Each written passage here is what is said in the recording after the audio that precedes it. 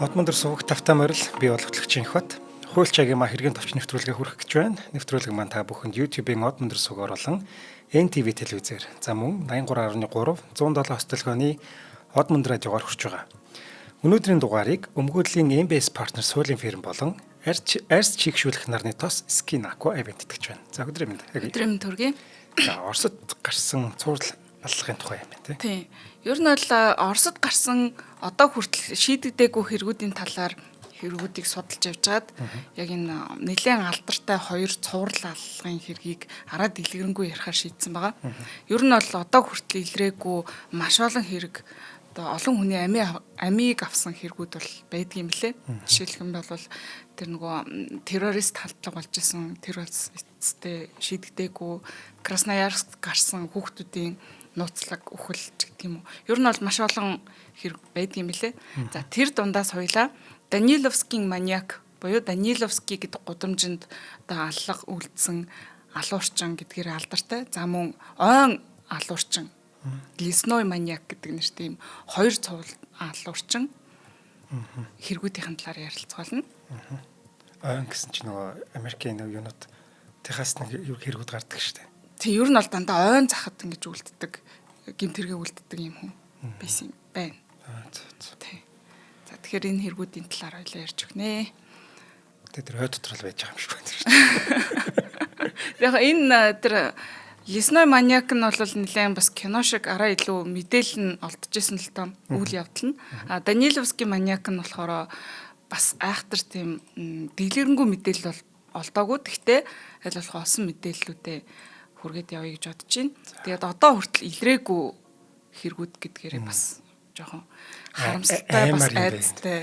Тэг энэ хүмүүс одоо ч гэсэн амьд сэрүүн байж ах магадaltaй гэсэн үг. Болох уу? Энэ Монголд нэг хоёр нөхөр яриад байна гэж нэг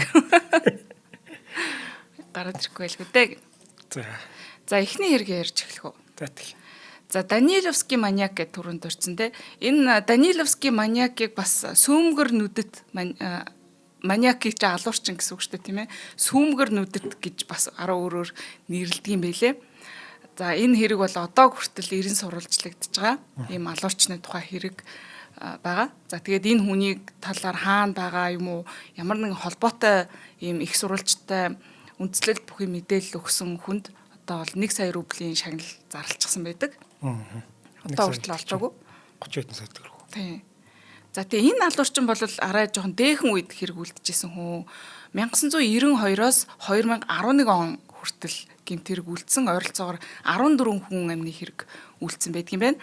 За гэхдээ хүмүүс бол энэ хүний үлдсэн хэрэг одоо энэ 14-өөс ч илүү гэдэгт итгэлтэй байдаг. За тэдгээр одоо хохирогчдынх нь 3 нь энэ Череповицын Данилов гэдэг гудамжинд байдаг нэг юм хаягдсан барилгын талбайгаас олдсон байдаг учраас энэ алуурчныг Даниловын алуурчин гэж одоо хоч өгсөн байдаг юм байна. За энэ алуурчин бол хамгийн анхны гэмт хэрэгээ 1992 онд үлдсэн гэж үздэг юм байна. За нэг удаа санамсаргүй байдлаар гудамжинд явж исэн хүмүүс энэ Победа гудамжинд байрладаг нэг барилгын үүднээс эмэгтэй хүний цогцсон. За энэ хэрэгээс хойш 1 жилийн дараа Билаевын гудамжнаас бас нэг яг төстэй байдлаар одоо хохирсон эмэгтэй цогц олдсон ба.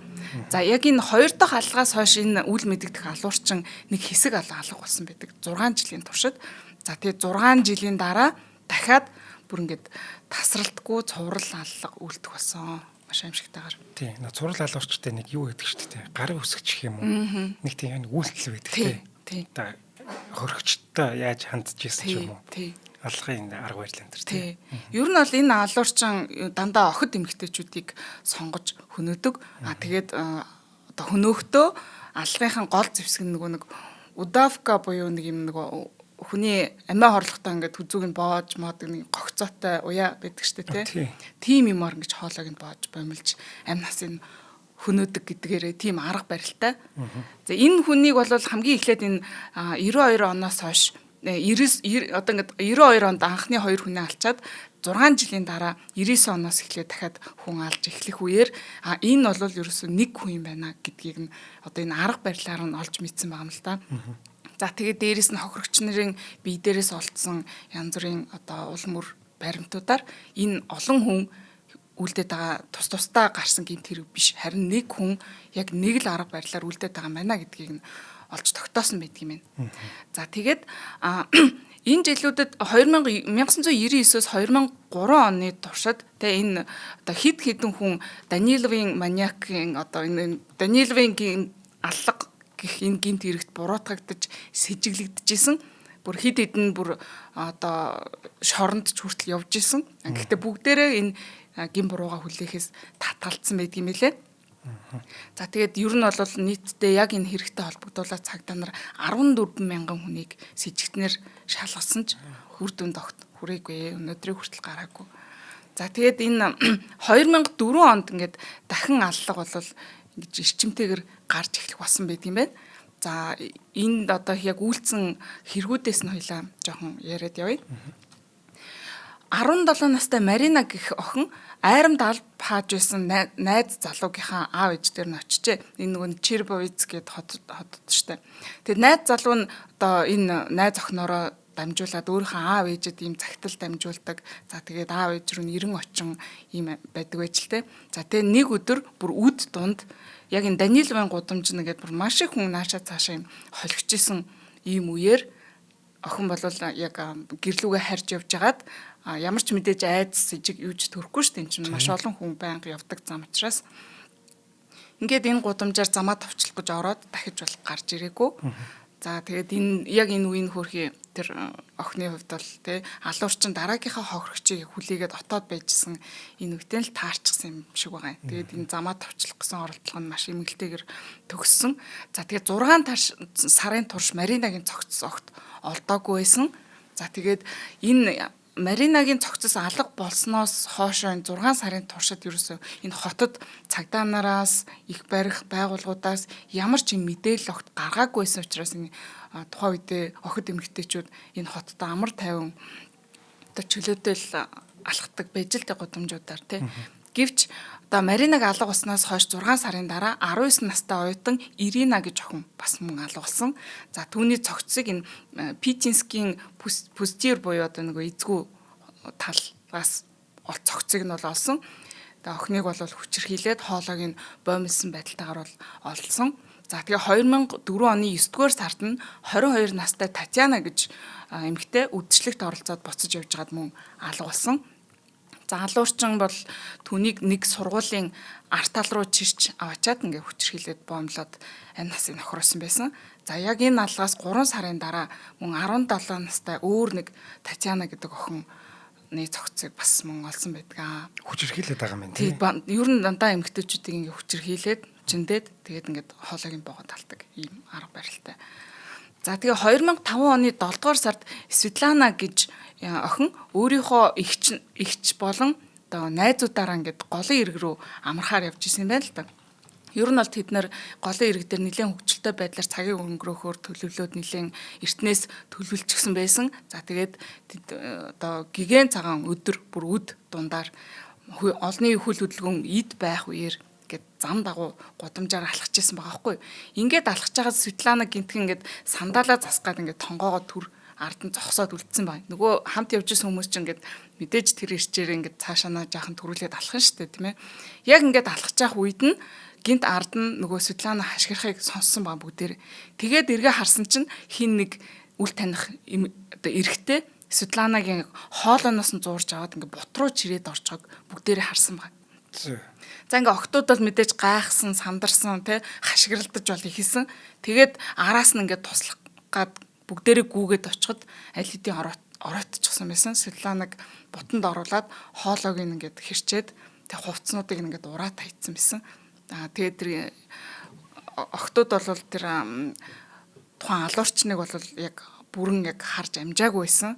За тэгээд цагдаа нар бол октодоос мэдүүлэг аваад одоо хэрэгтний нөгөө хөрөг зураг гэж байдаг штэ тий зураг, таамаг зураг, аман зураг гарах гэж оролцсон боловч яг ингээд бүр тодорхой тийм царай дүрсэлж чадахгүй тийм байсан байгаа. Тэгээ харамсалтайгаар ингээд аман зургийг хүртэл гаргаж авч чадаагүй. Ингээд бүр амьд гэрчтэйгээр тэр олон хүний дунд ингээд бүр найзуудын нүдэн дээр аваа явцсан юм хэрэг байгаа байхгүй. Тэгээ яаж олж чадаагүй. За үүнээс хойш 2 жилийн дараа 2007 онд Наталья гэдэг эмэгтэй бас алга болсон. Тэрээр Шекснам мөрний эргээр эцэг эхийнхаа гэрийн зүг алхаж явсан бөгөөд аав ээжийнхаа гэрээс ердөө 15 м хүрэхгүй зайд бас хоолойг нь бомлоод ингээ хүчиндээд алчсан байхыг нь олсон байгаа.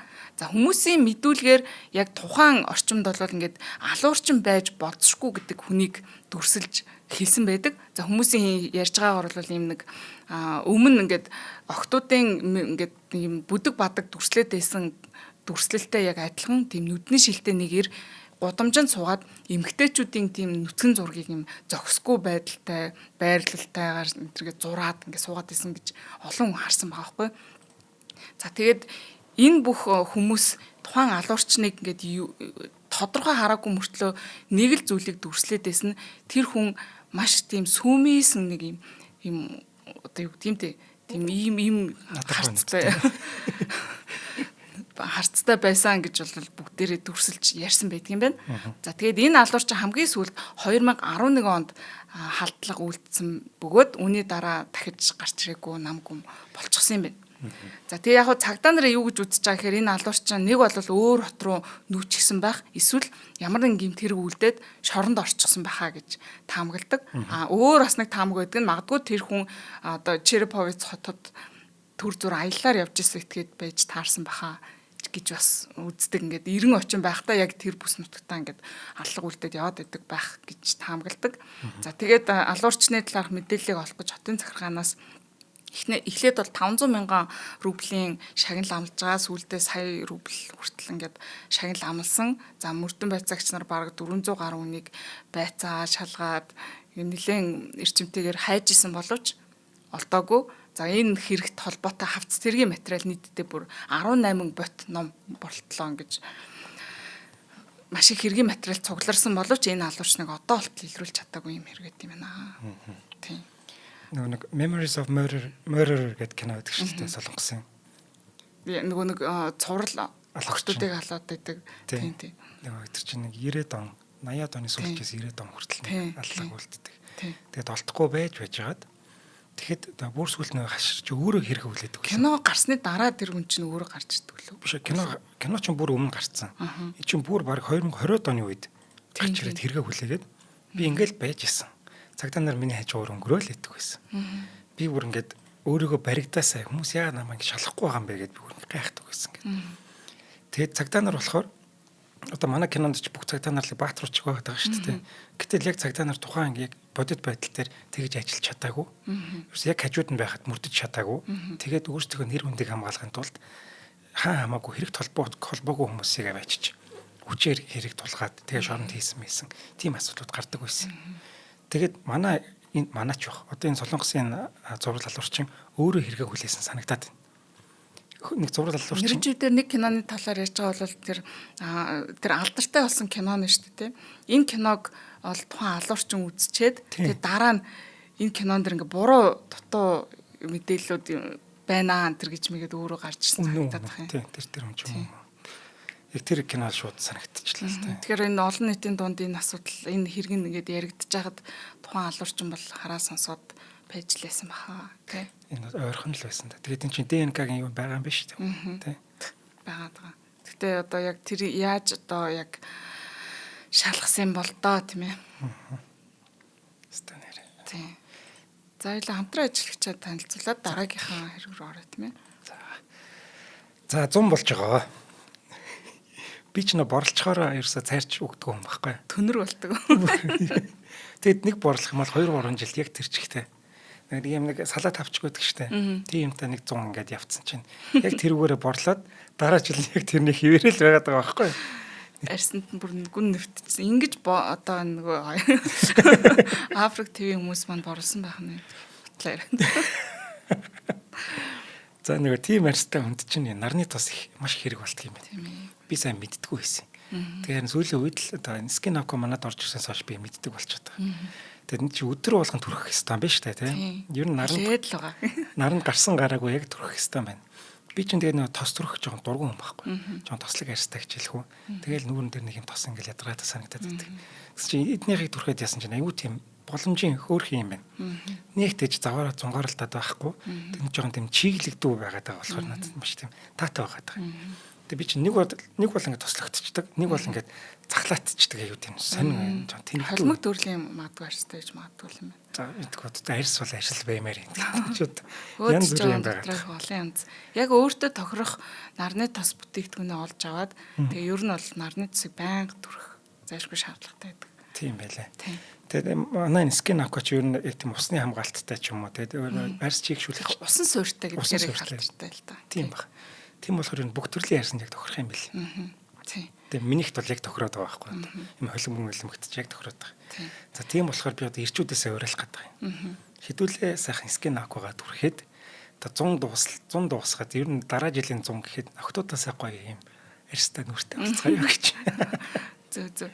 Одоо скин аквагийн бүтээгдэхүүн дундаас одоо түрүүнд хэлсэнтэй усан суурьтай гэж байгаа. За тэгээд тосон суурьтай нарны тоснууд гэж бас байдаг. Тэрийг бас манай ирчүүд одоо ялгаа нь өөрлөлтөө одоо тосон суурьтай нарны тосууд бол чиний яриад байгаа шиг ингээд төрхсний дараа нэг юм хүнд тэг нэг юм ялцсан мэдрэмжтэй байгаад байх бол усан суурьтай нарны тосууд одоо чиний ярьж байгаа шиг юм хөнгөн юм төрхээгүй юм шиг тийм мэдрэмжийг төрүүлдэг байх нь. За тэгээд дээрэс нь скин аквагийн одоо тосон дээрээс нь ингээд хэр бас зарим хүмүүс ярьдаг штэ нарны тос төрөгчөнгүүд нүүрнийх нь арьс нь хөхрөөд идэг те бор ялангуяа суур арьстай хүмүүс төрөгчгөр нүүр нь хөхөрдөг гэд. Энэ дээр нарны тос авахтаа та бүхэн тэр дээрээс нэрийг хараарай tone up гэдэг нэг бичгтэй байгаа. Одоо манай найруулагч өгж байгаа бүтээгдэхүүн дундаас нөгөө ягаан ирээн тэр нарны тос бол tone up байгаа те. Энэ бол жишээлбэл арьсан дээр төрөхөд жоохон цайрлцсан тийм туяа өгдөг тос байгаа. Магадгүй тийм цайрсан одоо өнгөтэй болмооргүй байвал араа өөрийг нь бас сонгож болох нь те цэнхэр өнгөтэй нь болохоор тийм тона байхгүй яг чиний ярьж байгаа шиг юм хөнгөн тэгээд нарны хамгаалт нь SPF 50 те тэгээд тэр нар салхины хамгаалттай ийм дөрөв нэмэх. Тэгэхээр энэ эднэр бас их чухал үзүүлэлтүүд байгаа. Нарны хамгаалтаас ер нь бол хамгийн багадаа бид нар өдөр тутамдаа 30-аас дээшээ нарны хамгаалтын бүтээгдэхүүнүүдийг хэрэглэж явах хэрэгтэй гэж үздэг юм байлээ. Тэгэхээр манай энэ скин аквагийн бүтээгдэхүүнүүд дандаа 50-аас дээшээ үзүүлэлттэй байдаг юм байлээ. Тэгэхээр одоо бидний манай Монгол улс чи ялангуяа нарны шууд хурц тосголд ор байдаг учраас бид нар байнга өдөр тутамдаа эмэгтэйчүүд бол нүүрний будалтанд ороод заавал зайлшгүй.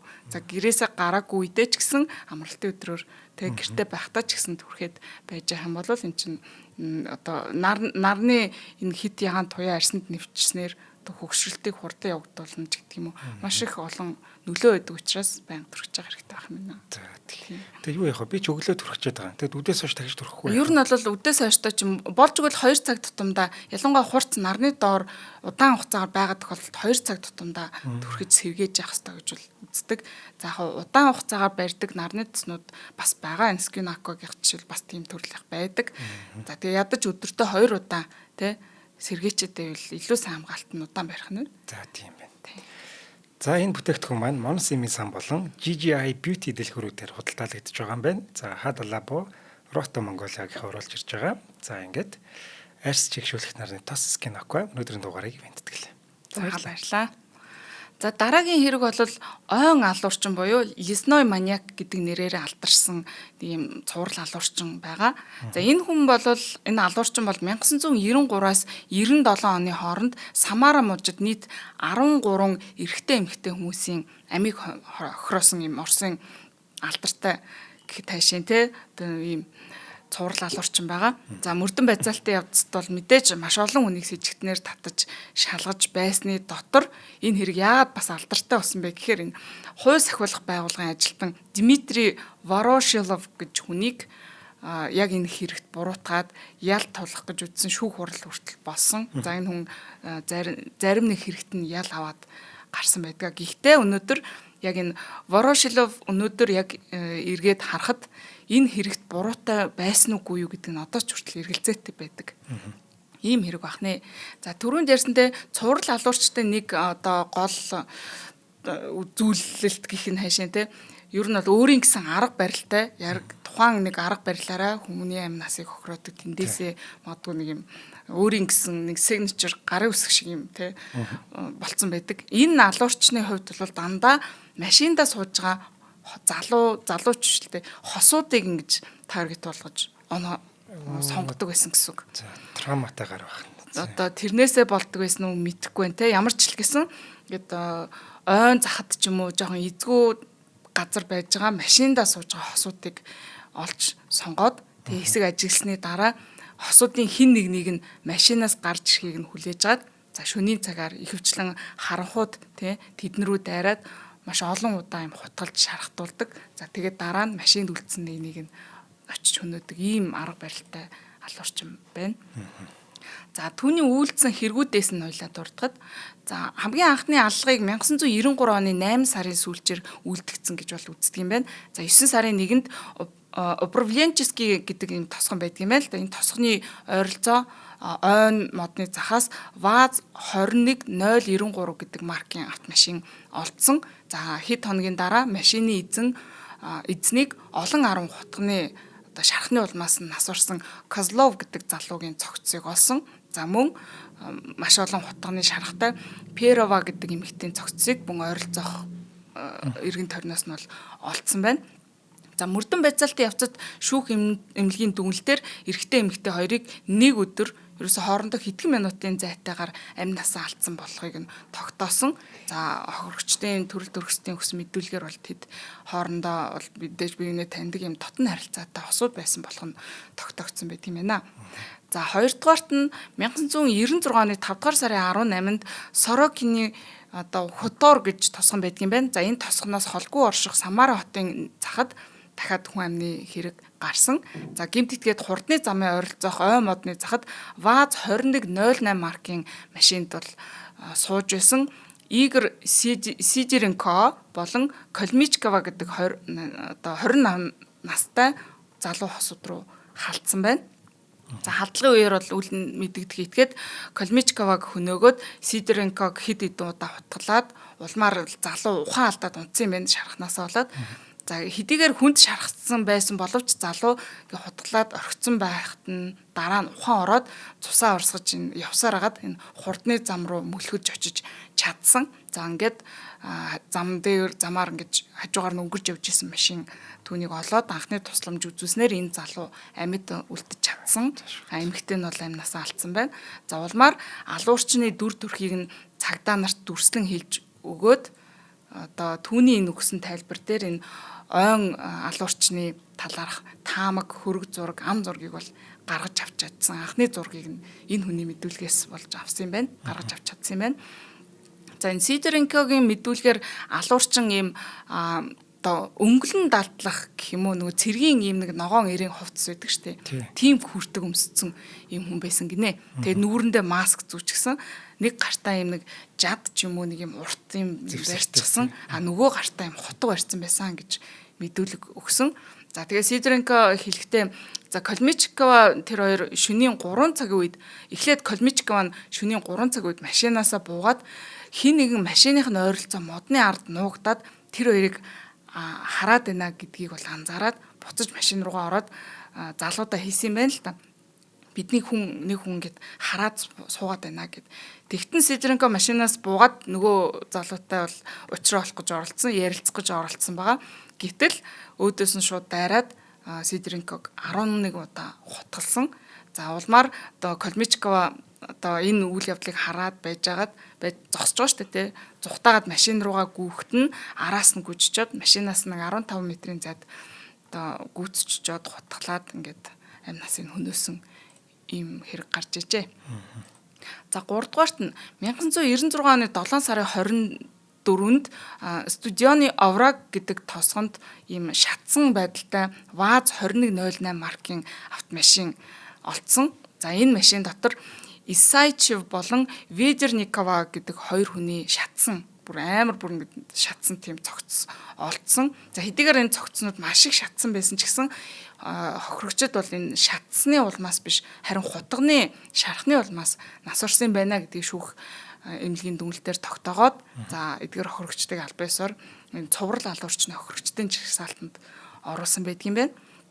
За дөрөвдүгээрт нь 1996 оны 8 сарын 1-ний шөнө 12 цагийн үед одоо треугольник любви буюу одоо хайрын гурвалжин гэдэг нэртэй тийм газар ВАЗ 2109 машинаар ирсэн хохирогч Очкин Горюнова нарыг үл таних этгээд дайрсан. За Очкин хүнд шархтаад Горюнова нь ор сургаггүй алга болсон. Гэхдээ одоо харамсалтай нь түүний цогцсыг 8 сарын 8-нд нь буюу 7 хоногийн дараа энэ Водино гэдэг тосгоны ойролцоогоос болсон байдгийн байна. За ингээд энэ хүмүүс бол бас цуврал алуурчны хохирогчны жагсаалт орсон. За үүний дараа бол 1996 оны 9 сарын 2-ны орой нэг этгээд Самара хотын энэ захын замаас Мамука Сантилазе энэ би буруу уншиж магадгүй. Мамука Сантилазе гэж залуу. За түүний найз бүсгүй болох Алевтина гэдэг нарын хоёр осуудын сууж авсан ВАЗ 2105 маркийн машин руу хин нэг итгээд бас халтсан байгаа. За гэмтэтгээд энэ буу гаргаж ирсэн тэр буу ингээ хөрөөдөд хошууг ингээ хөрөөдөд богинохон болгочихсон тийм буу байсан. За буугаараа энэ хосуудын суужсэн машины хажуугийн цонх руу буудахад нь энэ Сантилазе бууж ирсэн байгаа хгүй машинаасаа. Ингээ бууж ирэхэд нь өөдөөс нь ингээ шууд хутга бариад дайрсан. За залуу бол энэ гэмтэтгээдэд маш ширүүн эсэргүүцэл үзүүлээд хоёлаа тэр хоёр нэлийн хэсэг одоо ноцолдсон. Ингэж ноцолдсоноор одоо гэмтэтгээдийн дайралтыг саармагжуулж болж чадсан юм байна. За энэ нөхцөл байдлыг далимдуулаад Сантилазе найз бүхсгийнхээ гараас нь шүүрч аваад ингээд ойроо зүхтаад хурдны замд хүрч чадсан бөгөөд одоо зам дээр явжсэн өөр машин зогсож тэдэнд тусалснаар тэд нар бол амьд гарч чадсан. За хосууд цагдаа нарт энэ халдлагын үйл явдлыг хэрхэн өрнөсөн талаар мэдүүлэг өгч одоо гэмт хэрэгтний дүр төрхийг бол дүрслэн хэлсэн байдгийн байна. За үүний дараа 1996 оны 10 сарын 6-нд гэмт хэрэгтэн Бочкаров Голива гэдэг нэртэй хосууд руу нэгэн шөнө бас дайрсан байна. Голивагийн цогцсыг бол им овоосон хогийн дороос 10 сарын 15-нд нь цээж нуруундаа хутганы маш их олон шаргатай. За тэгээд гарыг нь ард нь им хүлсэн байдалтай олсон юм байна л да. За залуу Бочкаровыг болохоор 11 сарын 13-нд энэ Голиваг олсон газраас 15 км-ийн цаана орших юм ойн дундаас мөн амиа алдсан байдалтай олсон.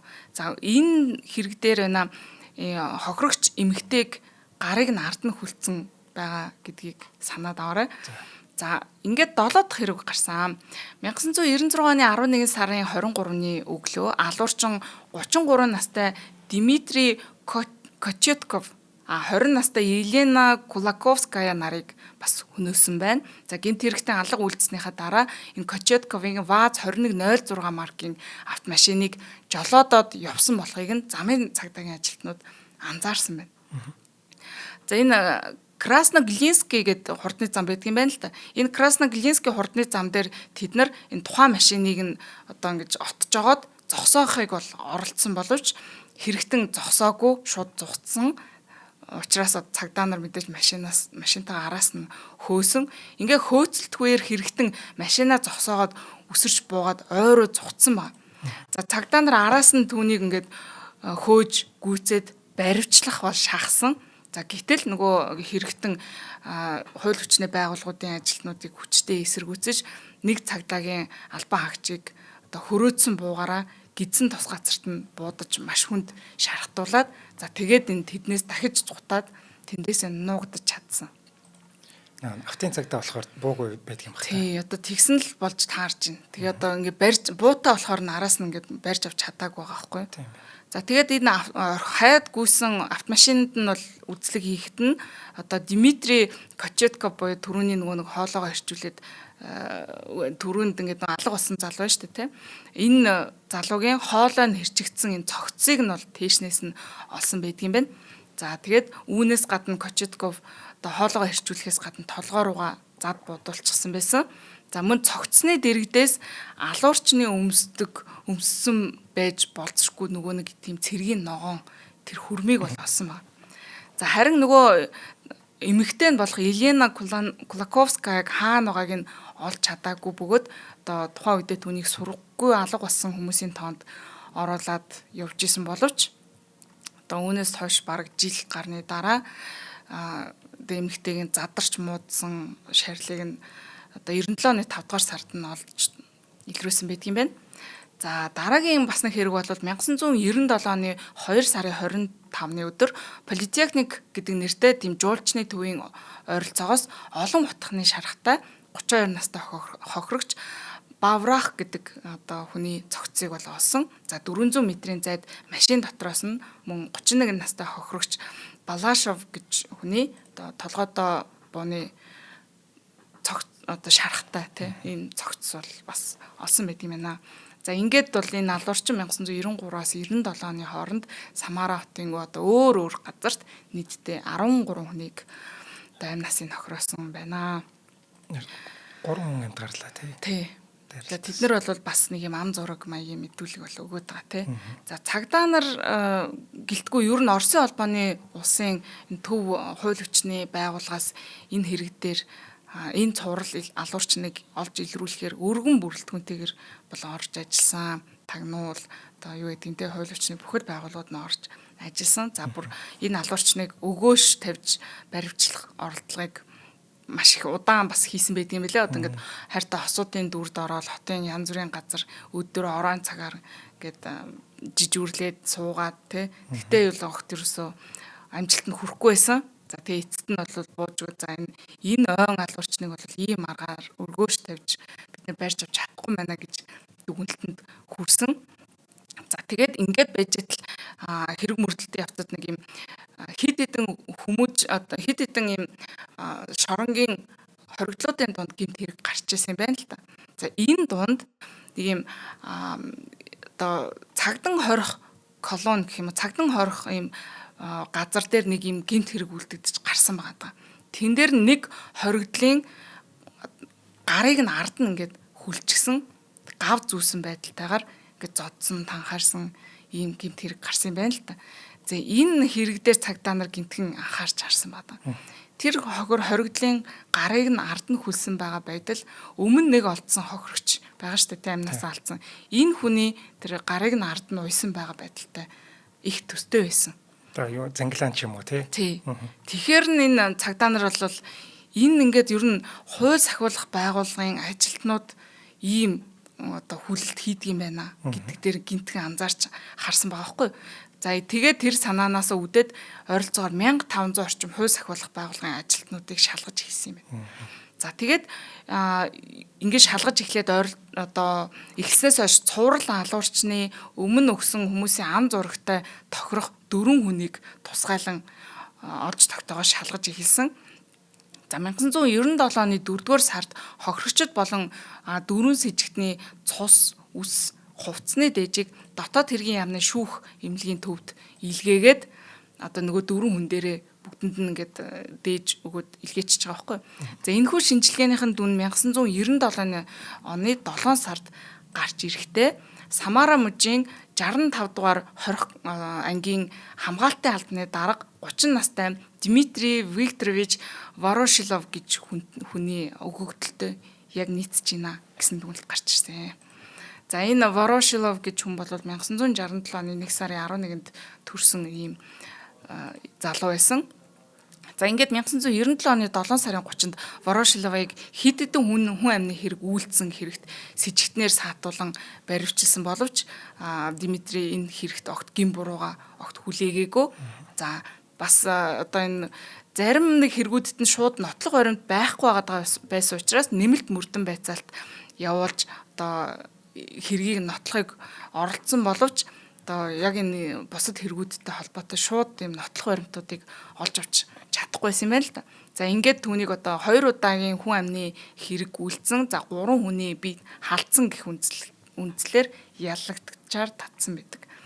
За энэ 3 хүний биед халдсан гэдэг нь яагаад тэгэхээр тэд нар амьд үлдсэн гэрчүүдийн ам зураг байгаа шүү дээ. Тэрнтэй энэ Дмитрий Ворошиловын гадаад төрх тохироод ис учраас шууд ингээд сэжигтнэр татчихж байгаа.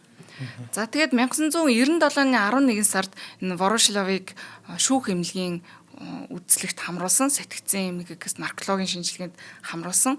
За дүгнэлт нь гарахдаа одоо Димитриг энэ эпилептоид психопатын шинжтэй гэж тогтоосон ч гэсэн ер нь бол хэрэг хүлээх чадвартай эрүүл юм байна гэж тогтоосон байдаг юм байна. За хувийн зан чанарын хувьд бол Димитри юм тулгааны урлагт дуртай, бие биедрын хувьд бол тийм их хүч чадалтай, биерхүү, за гардан тулаан, хутга зэргээр ингэж тулддаг байсан болохыг нь олж тогтоосон байдаг юм байна. За эдгээр одоо хувийн зан чанарууд нь Ворошиловыг энэ гэмтэрэгтэн байх магадлалыг маш нэмэгдүүлж байгаа тийм ээ. За тэгээд Ворошиловын сургагч багш нь түүнийг дүгнэхдээ за Ворошилов зодооны үеэр сэтгэл зүйн хувьд тийм үргэлж тийм дайралт хийх хандлагатай байдаг. Хамгаалалт биш. Дандаа тийм дайралт хийх хандлагатай байдаг. За үүн дээрээч маш юм овсгой бусд руу юм дайрдаг тийм төрлийн байсан гэж хэлсэн байдаг юм байна. За мөн түүний ихэнх танилуд найз нөхдөд нь түүнийг дүгнэхдээ одоо туйлын сөрөг байдлаар тодорхойлсон. За ялангуяа эмэгтэй хүнд их дургүй гэж дүгнсэн байт юм. За тэгээд цагдаа нар ч гэсэн ерөнхийдөө ингээд хэрэг мөрдөн байцаалтын явцад энэ Ворошилов ер нь хууль сахиулах байгууллагын эмэгтэй ажилтнуудад маш төрөмгий ханддаг тийм одоо зан чанартай болохыг нь олж тогтоосон юм байна л да. Ер нь энэ чинь ингээд хууль сахиулах байгууллагад ажиллаж байх хугацаанд хамтран ажиллагчдаас нэлээ хэдэн удаа гомдол бол авч исэн. За энэ бүр гомдлын улмаас Димитриг зөв бус авирсан хэрэгээр бүр сахилгын шийтгэл оногдуулж исэн. За бүр сэтгэл зүйн онцлогоо хүртэл хийлгэж исэн. Ингээд сэтгцэн онцлогоо хийлгэхээр ямар ч гэсэн эрүүл бол гаргаад идэв учраас албан тушаалт нь эргүүлж авч исэн. Ийм одоо түүхтэй хүн байгаад исэн. За тэгээд мөрдөн байцаагч нь энэ Димитри Ворошиловын амьдарчилсан гэрт бол нэгжлэг бол хийсэ. За гэхдээ энэ нэгжлийн явцад бол ямар нэгэн одоо алгын зэвсгийг олоогүй амьд үлдсэн хохирогч нарын одоо нөгөө дүрслээд байсан юм байгаа штэ нөгөө жад шиг юм одоо тэгээд дурбуу хутга гэх мэтлэн эдгээрээ ерөөсөө огт олоогүй. За тэгээд с ิจ гтний нийгмийн харилцаа бас ийшээ тийшээ явж байгаа энэ хөдөлгөөн тий газар зүйн байршлын хувьд ингэ шалгаад үзэхэд ч гэсэн Димитри Ворошилов ижил төрлийн алгын зэвсэгтэй байж болзошгүй хэн нэгттэй уулзж байгаа гэдэг баримтыг бас олж тогтоож чадаагүй. Эсвэл худалдаж авсан байж болзошгүй тийм үлдэн баримтыг ч бас олж тогтоож чадаагүй мэн.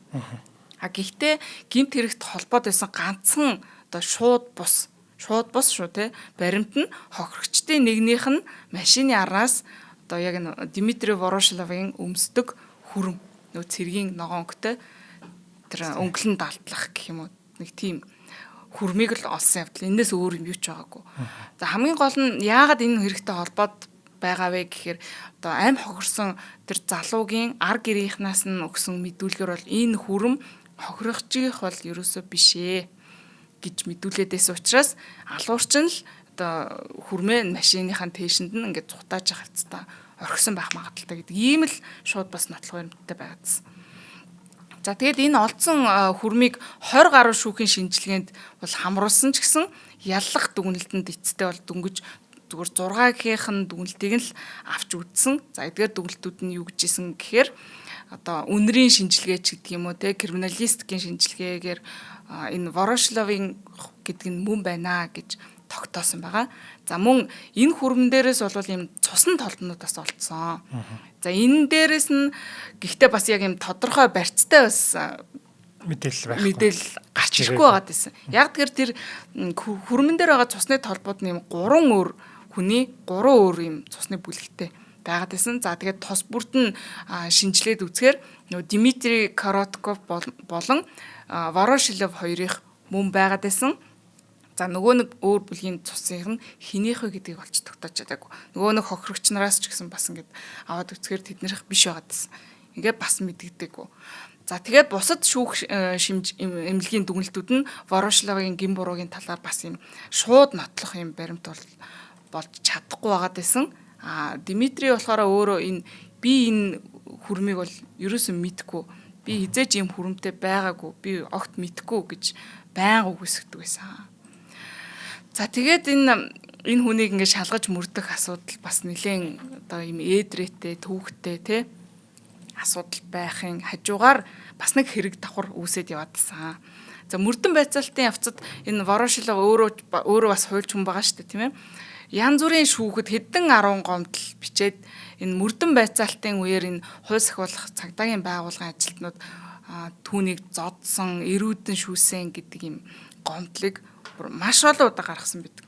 За энэ гомдлынх нь одоо нэг нь гэх юм бол 1997 оны 9 сарын 4-нд Ворошиловын хийснээр энэ цагдаа нар түүнийг 4 цагийн турш энэ ороолтоор хүзүүгийг боосон. За гялгар утаар нүүр толгойд нь угалж ингэж амьсгалыг нь боогдуулж боосон. За тэгээд ундааны хоосон энэ шилвэ штэ тийм. Тэрнгээр ингэж хүчрхийлсэн гэж юм гомдол гаргасан. Одоо тий. Тэгээд 1997 оны 10 сарын 2-нд бол энэ Ворошиловын эрүүдэн шүүсэн гэдэг энэ гомдол дээр нь үндэслээд 6 цагдаад эрүүгийн хэрэг үүсгээд шалгасан байдгийн байна. За тэднийг энэ Орос улбаны улсын эрүүгийн хуулийн 286 заасан хүчирхийлэл тусгай хэрэгсэл ашиглан албан тушаалаа уруулан ашигласан гэдэг үндслээр бол буруутан шалгасан. За тэгээд 1998 оны 7 сарын 6-нд эдгээр цагдаагийн ажилтнуудад холбогдох эрүүгийн хэргийн шүүх хурал болсон. Гэхдээ анхан шатны шүүх хурлаас бол прокурорлоо буцаагаад нэмэлт мөрдөн байцаалтын ажиллагаа хийхээр буцаасан байдгийм байлээ. Эцсийн дүндээ бол энэ шүүхээс Ворошиловыг ингээд цагдаа нар хүч хэрэглээд гүтгсэн байж магадгүй одоо хүч хэрэглэж хэрэг тулгасан байж болзошгүй гэдгийг бол үгүйсгээгүй ч гэсэн цагдаа нарын бас гин бурууг нь бас нотлоогүй гаргаж ирээгүй. Өөрөөр хэлбэл нэг юм тодорхойгүй байдалтайгаар ингээд мөрдөн байцаалт руу буцаагаад энэ хэрэг замхарсан. Гэхдээ эцэстээ энэ 6 цагдаагийн ажилтан бол ажилласаа бүрэн бүгд чөлөөлөгдсөн байдгийм байна. За ингээд Ворошиловын яг өөрийнх нь гин бурууг хилцэх шүүх хурал болсон. 1999 оны ихээр эхэлсэн байдаг. За прокуроруудаас гаргаж ирсэн гол нотлох баримтууд нь болохоор нөгөө янз бүрийн шүүхийн шинжээчдийн дүгнэлт байгаа. За тэгээд гимтэргийн нөгөө амьд үлдсэн гэрчүүдийн мэдүүлэг ерөөсөө иймэрхүү л зүйлүүд байсан гэж хэлж болно. За 1996 оны 11 сарын 23-ны өглөө хэргийн газраас тээврийн хэрэгсэл авч зугтсан одоо гимт этгээдийг мөшгсөн хөөцөлдсөн нөгөө цагдаа нар бас байгаа шүү дээ тий. За эдгээр цагдаа нар бас шүүх хурал дээр орж иж гэрчийн мэдүүлэг өгсөн байдаг. За энэ хүмүүс болохоор анхны мэдүүлгээрээ энэ одоо Дмитрий Ворошилов болвол яг энэ Дмитрий Коротковын машиныг авч унаж зугтсан яг жолооных нь ард хүн байсан хүн мөн гэдэг мэдүүлгийг өгсөн байдаг. Гэхдээ одоо нөгөө яллагдагч талын өмгөөлөгч байна шүү дээ те эднэрийн асуулгаар болвол юу гэж хэлсэн гэхээр энэ сэжигтний царайг бол ердөө хэдхэн секундын туршид холын гэрэлд харсан гэдгээ хүлээн зөвшөөрснөөр одоо тэдний мэдүүлэг юм жоохон эргэлзээтэй гэж хүчгүй болж хэлсэн гэсэн хүчгүй болсон гэсэн үг. За тэгээд ойн маньякын амьд үлдсэн 2 хохирогч байгаа шүү дээ те нөгөө нэг Мамука Сантилазе гэ залуу за тэгээд Алевтина Будкович гэдэг нэг энэ 2 хос. За энэ 2 бол бас шүүх хурал дээр орж иж гэрчийн мэдүүлэг өгсөн. Ингэж өгөхдөө энэ Ворошиловыг өөрсдөд нь халдсан мөн эсхийг бас хэлж чадаагүй. Мөн үү биш үү гэдгийг бас хэлж тодорхой таниагүй гэсэн үг. За тэгээд дээрэс нь гол мэдүүлгийнх нь санаа нь юу байсан гэхээр гэмт хэрэгтэн тэднийг бол тэднэрлөө дайрахтаа алах санаатай байгаагүй хаа гэж мэдүүлэг өгсөн. Яагаад вэ гэхээр хэрвээ гэмт хэрэгтэн биднийг алах байсан бол түүнийг зогсооход одоо юу ч саад болохооргүй байсан гэж Сантилазе мэдүүлэг өгсөн байна. Яагаад тэгэхээр одоо мэдүүлгийнхэн дагуу бол тэрээр ингээд найз бүсгүйгээ гараас нь ингээд хөтлөөд машинаасаа гараад зүхтаахад машин гэмт итгээд машинд нь суугаад машиныг нь цаашаа авч явсан болохоос биш тэдний араас ерөөсө хөөгөөгүй гэж байна. Хэрвээ хөөгөөд одоо нөө буута юм чин буудсан бол тэднийг алчих бүрэн боломжтой байсан. Гэтэл машиныг нь аваад үлдсэн. За тэгэхээр магадгүй энэ хүн бол машиныг л дээрэмдэх санаатай байснаас биш яг бүр алчээ гэсэн санаатай бол байгаагүй хаа гэдэг мэдүүлэг өгснөөрөө за энэ яг нөгөө цуврал алуу орчны хохирогч нар байсан уугүй юу гэдэг нь бас эргэлзээтэй болж ирсэн гэсэн үг. Тий. За тэгээд бас нэг асуудал байгаа штэ нөгөө Ворошиловын хувийн эзүүс дээрс нөгөө Куртгэн дээрээс нь Сантиласигийн цусны бүлэгт тохирсон цусны толб олцсон гэж.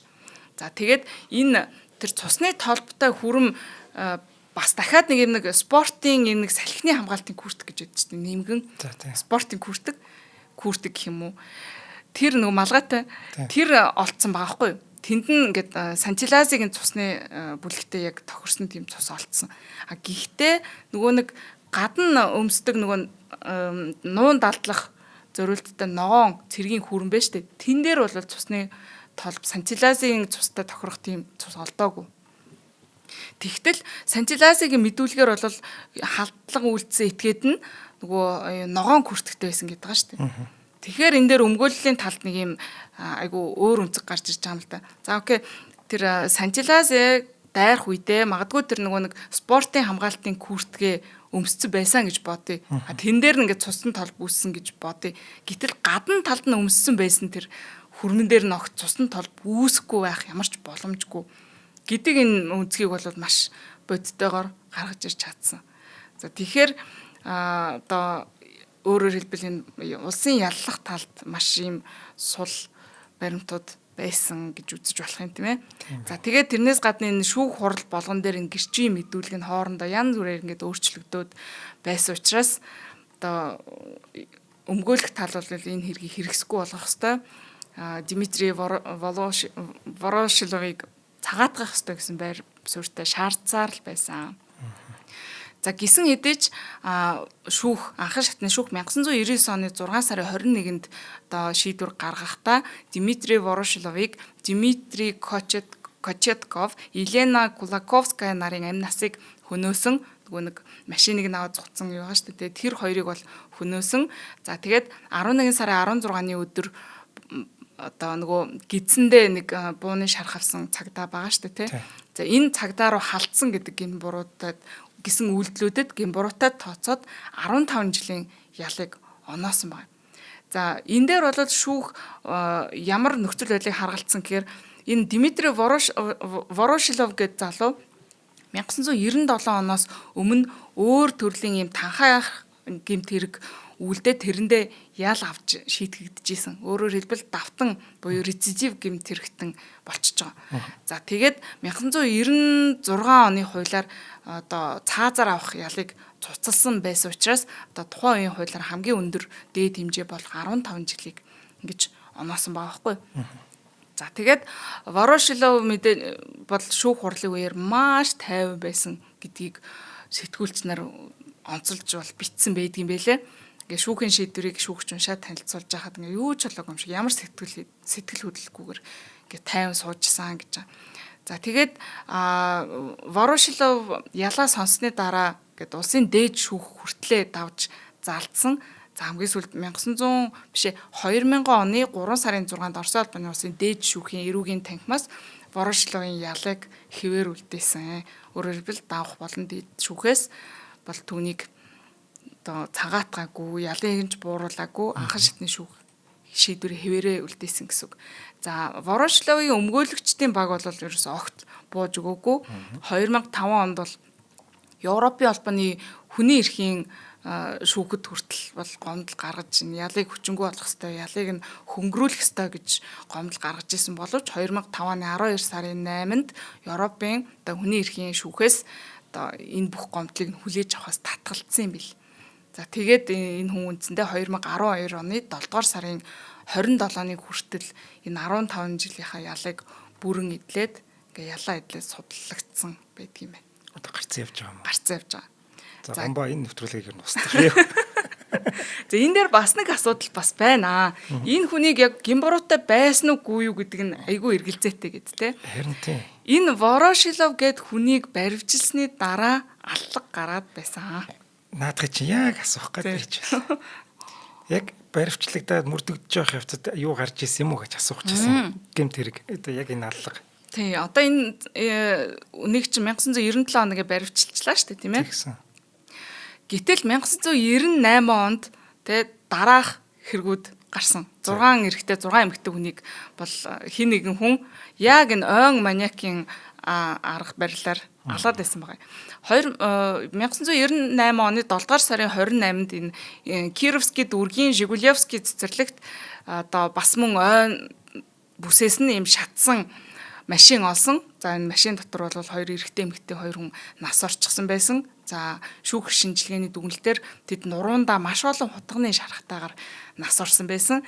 За охирогчдыг хувийн байдлыг тодорхойлоход тэд нар ийм Самара хотод төр ирсэн ийм хувийн бизнес эрхлэгч эрэгтэй эмэгтэй байсан. За эмэгтэй нь бол тухайн хотод сурдаг ийм оюутан эмэгтэй байсан. За энэ яг хэргийн бас үнэн мөнийг олж чадаагүй.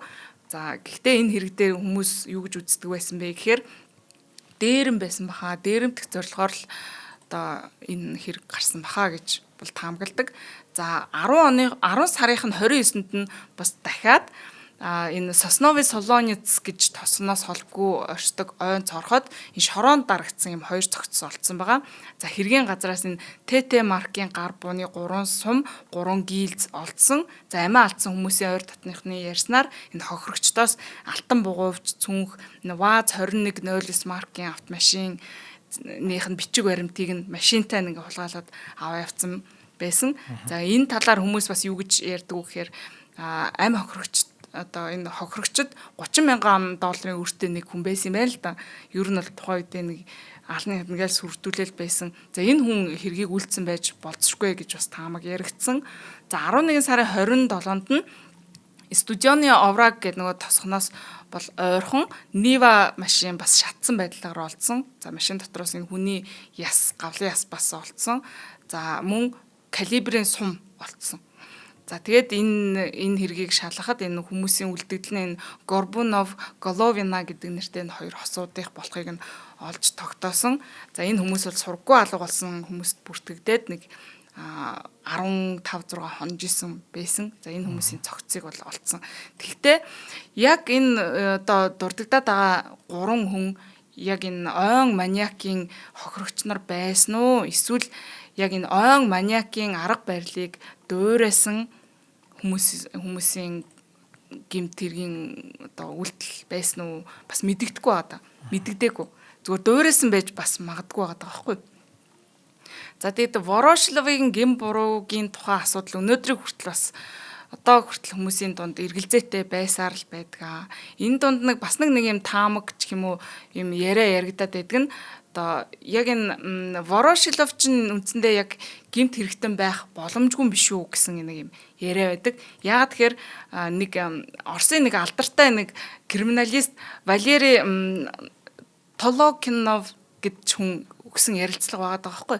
Энэ дээр болохоор энэ Ворошиловыг энэ 1993-аас 97 оны хооронд болсон бүх 13 аллагт оролцсныг нотлох хангалттай баримтууд байгаа гэж яриад байсан мөртлөө энэ дээр бас аягүй сайн хангалттай баримт байгаа гэжсэн боловч яг шүүх хурлаас өмнө 1999 оны 2 сарын 10-нд Самара хотын одоо цагдаагийн газарт гал гарсны улмаас энэ бүх баримтууд нь шатаад устдсан гэдэг.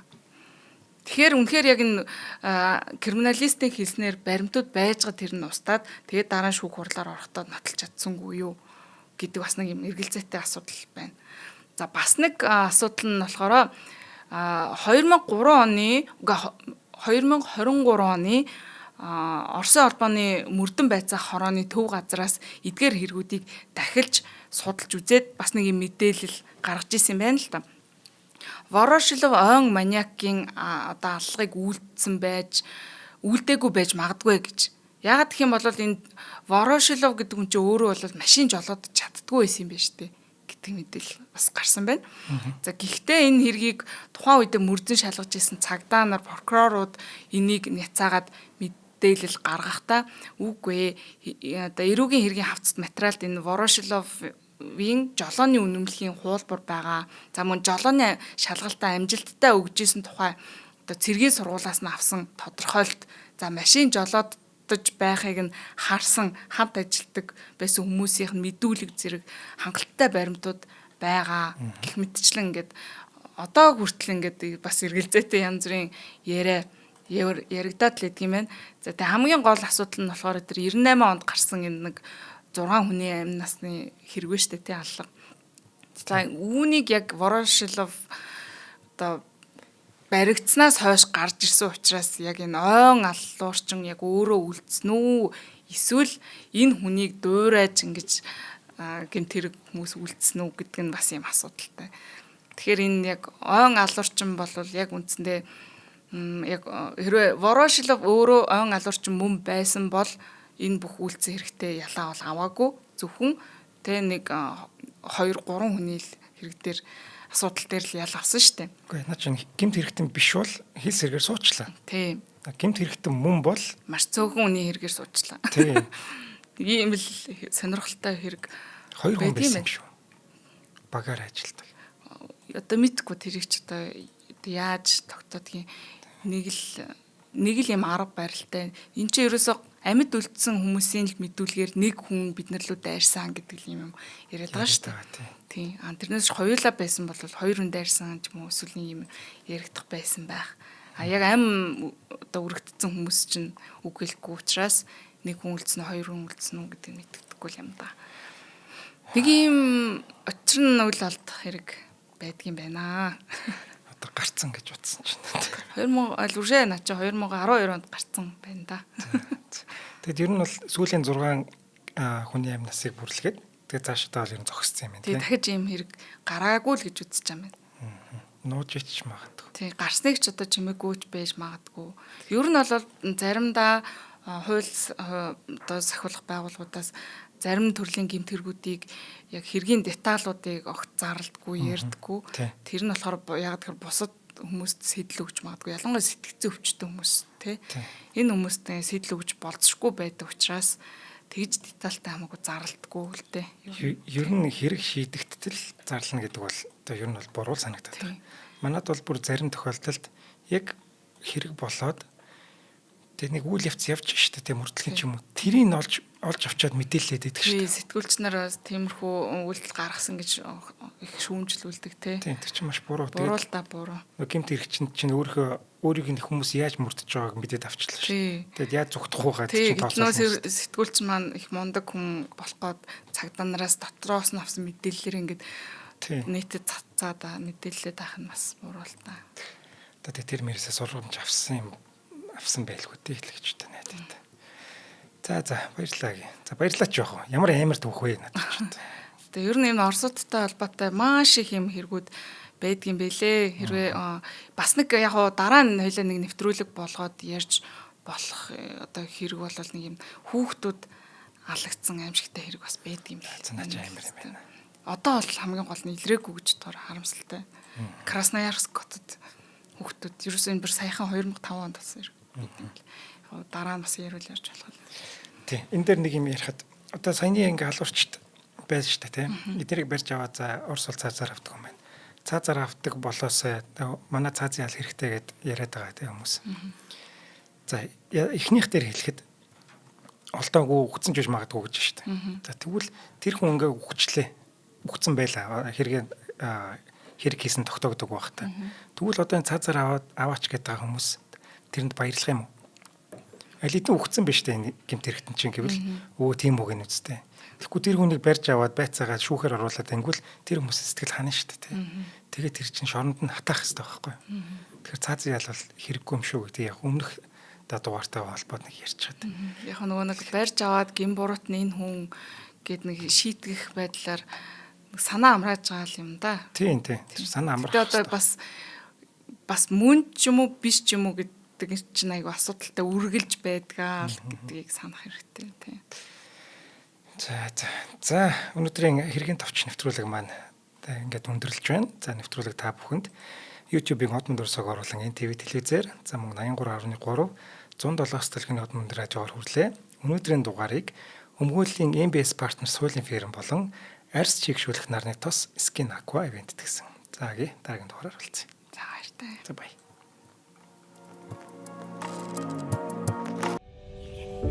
Нэвтрүүлгийг хүлээн авсан Нарны аймгийн монголчуудтай баярлалаа. Од Мөндөр сувг нь энэ мэдчлэн таны мэдхүйн мянган нэвтрүүлгийг 2026 оны 7 сарын 1 хүртэл та бүхэндээ хүргэх юм. Их хэлээрээ шинжлэх ухаан танин мэдхүйг түгээхийн үлсэд нэгтгэх хүсвэл та бидэнд хандив өгөх боломжтой. Та нэг нэвтрүүлгийг 100 төгрөгөөр буюу мянган нэвтрүүлгийг 100 мянган төгрөгөөр үнэлээд биднийг дэмжээрэй. Жилдээ ганцхан удаа 100 мянган төгрөгөөр биднийг дэмжснээр шинжлэх ухаан танин мэдхүйг түгээх энэ үйл хэрэг амжилттай үргэлжлэх юм. Од мөндөр нэр дээрх Худлаа Агшлын банкны данс байгаа 4191 Тэг 4 518. Та 100 мянган төгрөгөөр шилжүүлэхдээ гүйцэтгэлийн утга дээр нь өөрийн нэр болон утасны дугаараа заавал бичээрэй. 100 мянган төгрөг хандалснаар Од мөндөр сувгийн алтан гишүүн болох юм а. Шинжлэх ухаан, танин мэдхгүй Монголд ялах болтугай.